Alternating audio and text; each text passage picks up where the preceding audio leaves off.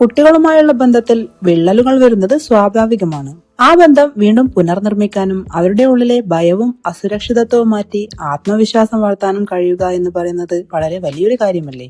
അത് ചെയ്യാൻ സഹായിക്കുന്ന 5 ലളിതമായ ഘട്ടങ്ങളെ കുറിച്ചാണ് ഈ വീഡിയോയിൽ പറയാൻ പോകുന്നത്. നമ്മളെല്ലാവരും ചിലപ്പോഴൊക്കെ നമ്മുടെ കുട്ടികളോട് വല്ലാതെ ദേഷ്യപ്പെടാറില്ലേ?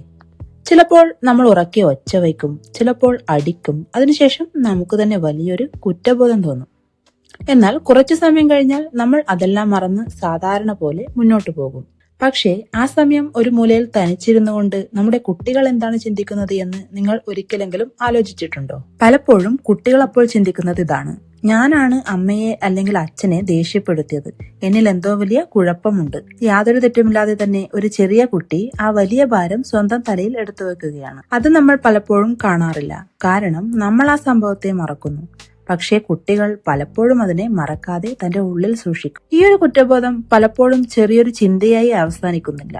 പിന്നീടത് ആത്മവിശ്വാസക്കുറവായോ ആങ്സൈറ്റിയായോ അപകർഷതാബോധമായോ ആയി മാറാം. പല മാതാപിതാക്കളും കരുതുന്നത് മികച്ച പാരന്റിംഗ് എന്നത് കുട്ടികളോട് ഒരിക്കലും ദേഷ്യപ്പെടാതിരിക്കുക എന്നതാണെന്നാണ്.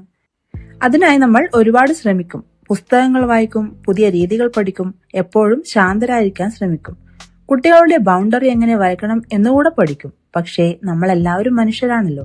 എത്രയൊക്കെ ശ്രമിച്ചാലും ചിലപ്പോഴൊക്കെ നമുക്ക് നിയന്ത്രണം നഷ്ടപ്പെടും. നമ്മൾ കുട്ടികളോട് ദേഷ്യപ്പെടും.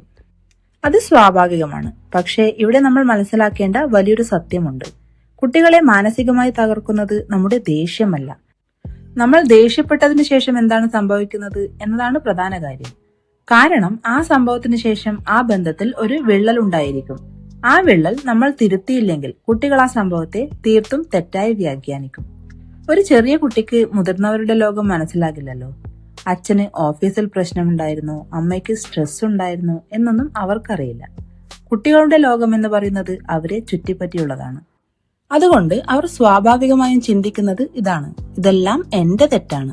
ഇവിടെയാണ് ഒരു വളരെ ശക്തമായ ആശയം വരുന്നത്: ബന്ധം വീണ്ടെടുക്കൽ, അതായത് റിപ്പയർ ചെയ്യുക എന്നത്. മിക്ക രക്ഷിതാക്കളും ഇത് ശ്രമിക്കാറുള്ളതാണ്, എന്നാൽ പലർക്കും ഇതിനെക്കുറിച്ച് ശരിയായ ധാരണയില്ല. ബന്ധം വീണ്ടെടുക്കൽ എന്നത് വെറുതെ സോറി എന്ന് പറഞ്ഞ് പോകുന്നതല്ല. അതുപോലെ തന്നെ നീ അങ്ങനെ ചെയ്തത് കൊണ്ടാണ് ഞാൻ ദേഷ്യപ്പെട്ടത് എന്ന് പറഞ്ഞ് നമ്മൾ ചെയ്തതിനെ ന്യായീകരിക്കുന്നതുമല്ല. യഥാർത്ഥത്തിൽ ഇത് കുട്ടിയുടെ ഉള്ളിലുണ്ടാകുന്ന ഭയം, കുറ്റബോധം, അസുരക്ഷിതത്വം എന്നിവ മാറ്റി വീണ്ടും സുരക്ഷിതത്വം നൽകുന്ന ഒരു പ്രക്രിയയാണ്. പക്ഷേ ഈ പ്രക്രിയ തുടങ്ങുന്നത് കുട്ടിയിൽ നിന്നല്ല, നമ്മളിൽ നിന്നാണ്. കാരണം നമ്മൾ ദേഷ്യപ്പെട്ടതിന് ശേഷം നമ്മളിൽ തന്നെ ഒരു അവസ്ഥ വരും: അമിതമായ കുറ്റബോധം. അപ്പോൾ നമ്മൾ ചിന്തിക്കുന്നത് ഞാനൊരു മോശം രക്ഷിതാവാണ് എന്നാണ്. പക്ഷേ ഇവിടെ നമ്മൾ മനസ്സിലാക്കേണ്ട വേറൊരു പ്രധാന കാര്യമുണ്ട്: നിങ്ങളുടെ വ്യക്തിത്വവും നിങ്ങളുടെ ഒരു നിമിഷത്തെ പെരുമാറ്റവും ഒന്നല്ല.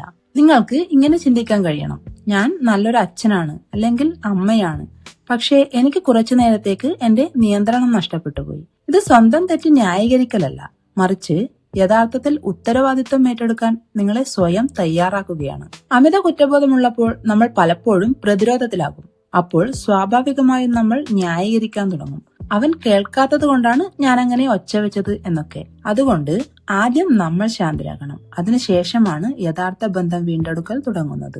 ഇത് 5 ചെറിയ ഘട്ടങ്ങളുള്ള ഒരു പ്രോസസ്സിലൂടെ നമുക്ക് സാധിച്ചെടുക്കാവുന്നതാണ്. ആദ്യത്തെ കാര്യം, എന്താണ് സംഭവിച്ചത് എന്ന് കുട്ടിയോട് വ്യക്തമാക്കുക. കുറച്ചു മുമ്പ് ഞാൻ നിന്നോട് ദേഷ്യപ്പെട്ടു. ഇവിടെ യാതൊന്നും മറച്ചു വെക്കരുത്. രണ്ടാമത്തെ ഘട്ടം ഉത്തരവാദിത്വം ഏറ്റെടുക്കുക എന്നതാണ്. ഞാൻ അങ്ങനെ ചെയ്തത് ശരിയായിരുന്നില്ല എന്ന് തുറന്നു സമ്മതിക്കുക. ഇവിടെ സ്വയം ന്യായീകരിക്കാനൊന്നും ശ്രമിക്കണ്ട. ഇത് കുട്ടികളിൽ വൈകാരിക നിമിഷങ്ങൾ ഉണ്ടായാലും ഞാനങ്ങനെ ചെയ്യാൻ പാടില്ല, ഇതുപോലെയല്ല പ്രതികരിക്കേണ്ടത് തുടങ്ങിയ ധാരണകളെല്ലാം ഉണ്ടാക്കുന്നു. മൂന്നാമത്തെ ഘട്ടം കുട്ടിയുടെ വികാരങ്ങളെ അംഗീകരിക്കുക എന്നതാണ്. ആ സമയത്ത് നിനക്ക് നല്ല പേടി തോന്നിയിരിക്കും അല്ലേ? ഈ ഒരു വാചകം കുട്ടിയുടെ ഉള്ളിൽ വലിയ മാറ്റമുണ്ടാക്കും. നാലാമത്തെ ഘട്ടം കുട്ടിയുടെ ഉള്ളിൽ ഉണ്ടായിരിക്കാവുന്ന കുറ്റബോധം നീക്കുക എന്നതാണ്. ഇതാണ് ഏറ്റവും പ്രധാനപ്പെട്ട ഭാഗം. ഇത് നിന്റെ തെറ്റല്ല. ഈ ഒരു വാചകം കുട്ടിയുടെ മനസ്സിലുണ്ടായിരിക്കുന്ന ആ വലിയ ഭാരം അങ്ങ് എടുത്തു മാറ്റും. അഞ്ചാമതായി ഭാവിയിലെ മാറ്റം പറയുക. അടുത്ത തവണ ദേഷ്യം വന്നാൽ ഞാനത് നിയന്ത്രിക്കാൻ കൂടുതൽ ശ്രമിക്കും, ഞാൻ നിന്നെ വഴക്ക് പറയാതിരിക്കാൻ ശ്രമിക്കും. ഈ 5 ഘട്ടങ്ങളും ചേർത്ത് വെച്ച് കുട്ടിയോട് നമുക്ക് ഇങ്ങനെ സംസാരിക്കാം: മോനെ, കുറച്ചു മുമ്പ് ഞാൻ നിന്നോട് ദേഷ്യപ്പെട്ടു, അങ്ങനെ ചെയ്തത് ശരിയായിരുന്നില്ല. ആ സമയം നിനക്ക് പേടി തോന്നിയിരിക്കാം.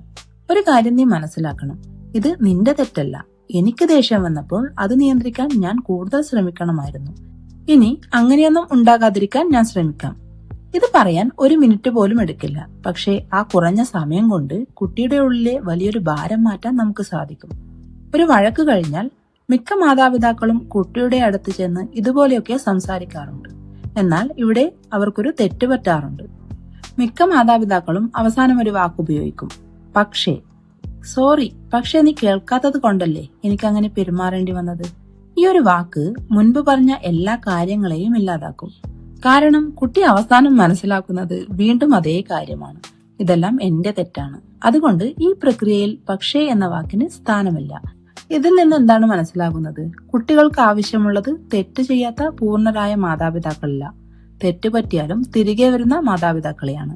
അങ്ങനെ വളരുന്ന കുട്ടികൾ ഒരു വലിയ ജീവിതപാഠം പഠിക്കുന്നു.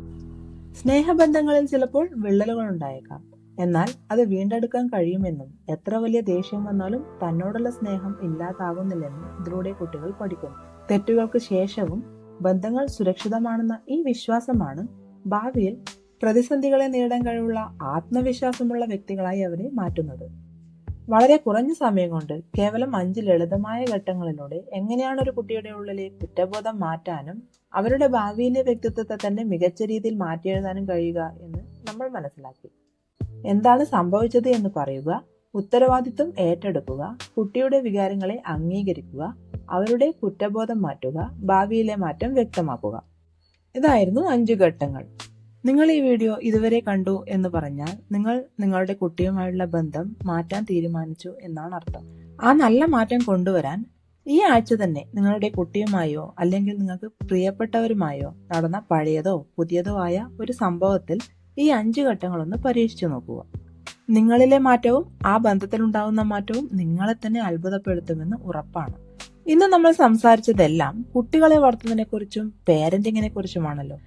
എന്നാൽ കുട്ടികളിലെ കുറ്റബോധം മാറ്റാനും അവരുടെ വൈകാരിക ഓർമ്മകളെ തിരുത്തിയെഴുതാനും ഈ കുറഞ്ഞ സമയം കൊണ്ട് 5 ഘട്ട രീതിക്ക് കഴിയുമെങ്കിൽ നമ്മുടെ ജീവിത പങ്കാളിയുമായോ ഏറ്റവും അടുത്ത സുഹൃത്തുക്കളുമായോ അല്ലെങ്കിൽ നമ്മുടെ സഹപ്രവർത്തകരുമായോ ഉണ്ടാകുന്ന വലിയ വഴക്കുകൾക്ക് ശേഷം ഈ രീതി ഉപയോഗിച്ചാൽ എന്തു സംഭവിക്കും?